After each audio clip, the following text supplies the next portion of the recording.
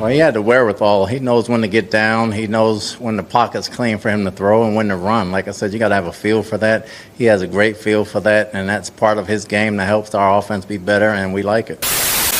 You know, you talk about scramble drill, but it becomes second nature when you have a smart football player like Chris. If I'm going to extend a play, he's going to see where I'm going. He's going to make a guy miss and work with me towards whatever sideline I'm going towards. And, yeah, Chris is an unbelievable player, and we're very lucky to have him, but he makes those plays work. Howdy, and welcome on in, my Tampa Bay Buccaneers fans. We have a great video for you guys. I need to give you all a very, very brief story within the Tampa Bay Buccaneers this past week that me and my buddies, it happened. It's a little bit of a funny story. But first, I do want to go into this great game that the Tampa Bay Buccaneers, your Tampa Bay Buccaneers, put on for all of us to see. Baker Mayfield going for 12 of 19, 185 yards and a touchdown. He was sacked 5 times. We are going to talk about that.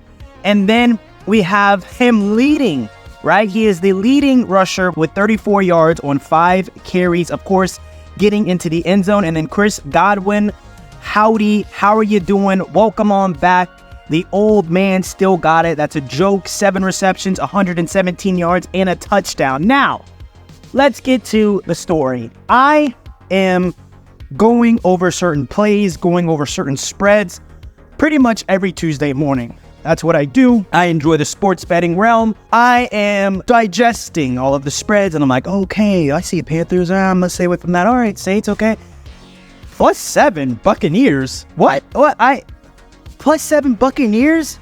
And so what I did when I see this, and I already saw the game that y'all won last week. I already saw it, and I you know, y'all already know I'm a huge OU fan, so Baker's my boy. I go and I look up, I immediately go to Google, I type in Baker Mayfield injury. That's the only thing that would make sense. Baker Mayfield injury. He's fine. He's healthy. Everything's okay. And so what I did next is I looked up Mike Evans. He's fine.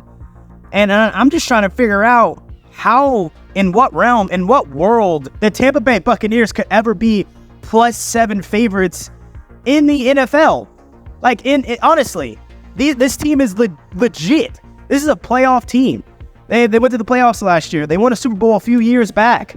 I don't know. I don't really understand how Vegas, the bettors, the odds, how they messed this up so bad. So what I did, as I said, y'all were definitely going to get that +7 for sure. But I also took the money line, boys.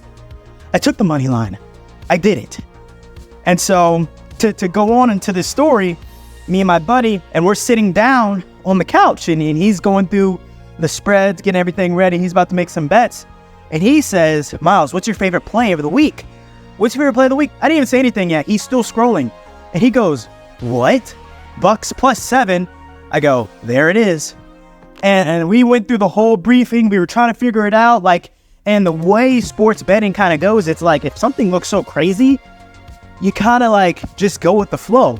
And so we were both like, no, we're going to take the Bucks +7 and just look what you guys did. I just don't know. I don't understand. I don't understand how anyone would ever see the Buccaneers as a severe underdog. Yeah, sure. You know, if you asked me, I'm going to be honest. Hey, Miles, what do you think the spread should have been? I would have said, +3.5. It should be a 3.5 point swing. 7 is crazy. And what did you guys do?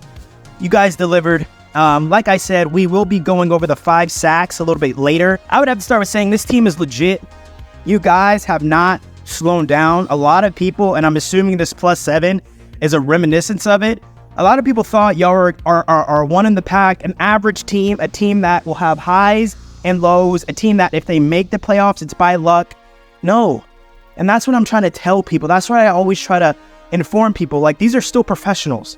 These guys know how to win. The Tampa Bay Buccaneers know how to win. Todd Bowles is a Super Bowl coach. I don't know why. I don't know when we stopped taking coaches that win Super Bowls and put them away and under, and they don't matter, they don't have influence, they don't have direction for the team, that they don't have influence for perfection. I don't get it. And Todd Bowles being a defensive-minded guy, Jared Goff did not have the greatest and easiest days of days, throwing 2 interceptions towards this defense. And Jahmyr Gibbs had flashes for sure, but he wasn't necessarily able to do everything he wanted to do. There was always those little plays where he was about to score, he could have scored, and then we have a backside safety pushing him out of bounds. It's those little slivers. Y'all remember on 4th and 1?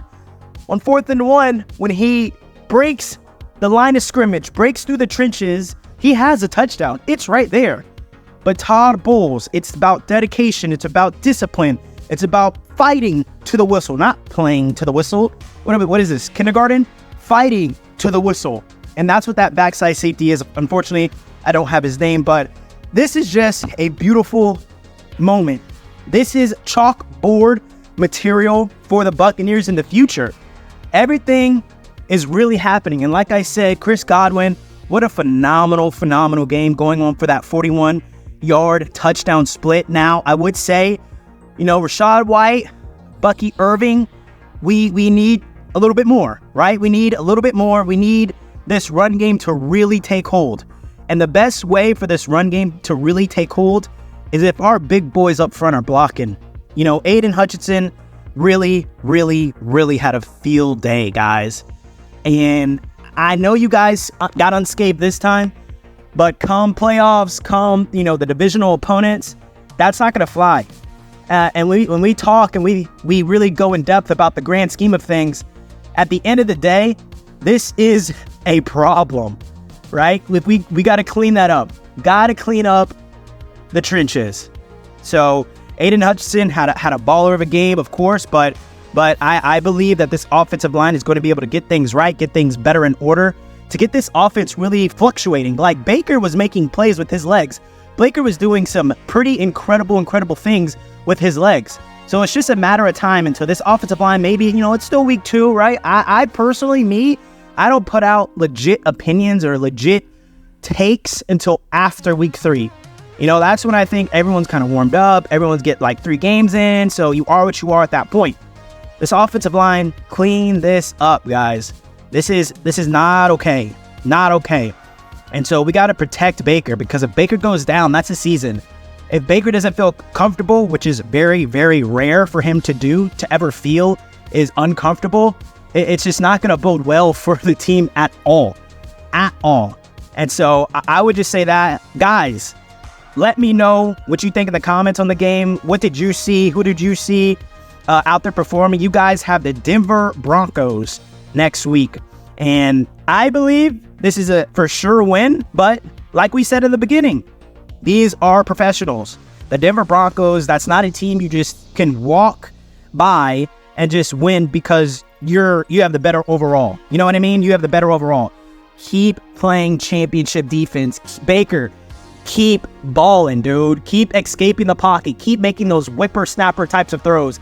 Keep being present within this offense and keep taking over.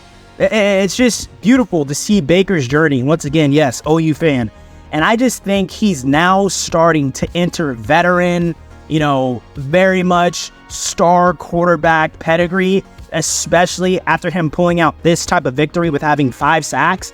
Like, at the end of the day, Baker is just doing great things, and I just do not want offensive line, which you guys don't have a terrible one whatsoever, to be the deterrent that stops the momentum. The defense is lit. The defense is ready. The defense is engaged to stop and hurt and halt an offense as lethal as the Detroit Lions, which is probably really the clear-cut picture of why you guys were +7 underdogs. At the end of the day, the defense showed up. The offense showed up, but the offense showed up late. Offense showed up late. Start earlier, start hot. We have Aiden Hutchinson out here making 3 sacks. 3 sacks in the first quarter. That's starting slow. That's not getting the ball going immediately. We got to do better. We got to do way better. Of course, I'm saying we. I'm not a Buccaneers fan. I'm gonna say that. I'm not a Buccaneers fan, but I do love Baker and I do love football. I do love excellence. So if a team is excellent, I don't want them to underperform for any reason whatsoever. So without further ado, I would love all of you to let me know what you think in the comments, and do not forget to like, comment, and subscribe.